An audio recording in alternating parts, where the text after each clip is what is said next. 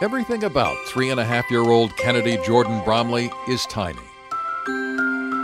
Among other kids her age, no matter how she struggles to reach new heights, she will always be miniature.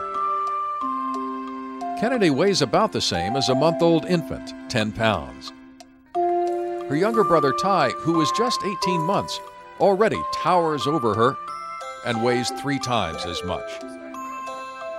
Brush your teeth. Even her voice is tiny. Her larynx is the size of a fingertip, making it difficult to hear the few words she speaks. All gone. Kennedy is a primordial dwarf with a skeletal disorder so rare, estimates are that only 125 others are like her in the U.S. and Canada, according to Dr. Charles Scott. They are the smallest children in the world, and it is a big mystery as to why they are so small. We just don't know. Kennedy weighed only 2.5 pounds the day she was born by emergency C-section, a tiny handful. The first child of Court and Brianne Bromley. I just remember thinking, I just want to hear her cry. I just got to hear her cry. If she cries, then she's alive. And then we just heard this tiny, tiny little meow. I have never seen something so incredible, so perfectly formed. She just was miniature.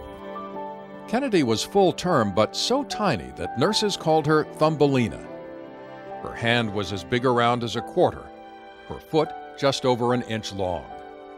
Doctors who had never seen a child as small as Kennedy warned the prognosis was not good. They really believed that she could not live. They really believed that. And then you go back to her and you say, well, how can she not be okay? She's so perfect.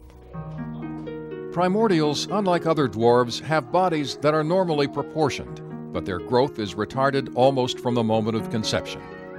Little did Court and Brianne know they both carried a rare defective gene that gave them a 1 in 4 chance of having a child like Kennedy. The only way they're identified is after they've had one child that we know has this.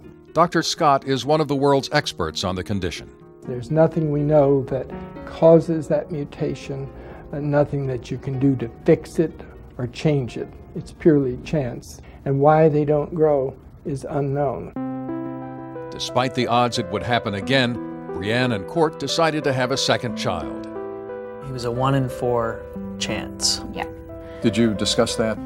Yes. Prior to? Yeah, and you know, we thought, okay, if we have an average-sized child, then it will be somebody to kind of watch out for her. And if we have another child that's like Kennedy, then she'll have somebody who's like her. So win-win. Yeah. It's become hard for the family to go anywhere without drawing a crowd. Hi, sweetie. Big smiles. Kennedy has become a celebrity of sorts in her hometown of Sault Ste. Marie, Ontario, attracting adoring fans, Nice to meet you. constant questions, and the perks that go with it, like a free manicure at the local Sears store whenever Kennedy wants one. Oh, look how beautiful. Do you mind the attention that she gets when you take her out? I would rather people come up to me and be like, oh, how's Kennedy doing, than wondering what's wrong with her. Can she put 2 words together? Bye-bye, Guy for her brother. When Dr. Levine last saw Kennedy, his prognosis for normal development was not good. Can I measure your head? Look, Kennedy.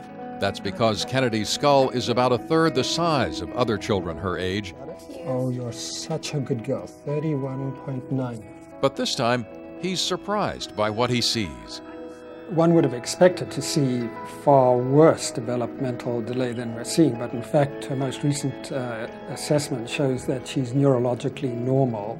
But other medical challenges lie ahead. The bones of primordial dwarves are very thin, putting them at high risk for breaks. There's also the threat of scoliosis, a curvature of the spine, and heart issues. But perhaps the greatest threat, one that must be watched her entire life, is the risk of an aneurysm, a bulge in a blood vessel that can suddenly burst and kill. You know, we had to rebuild it. Yeah, we had to rebuild it. It's the same risk that 25-year-old Kristen Riley lives with.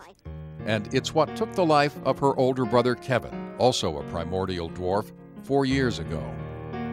I know he's in heaven looking down on us, and he's blessing us. was just a shock, and it was just like living, like almost like an out-of-body experience.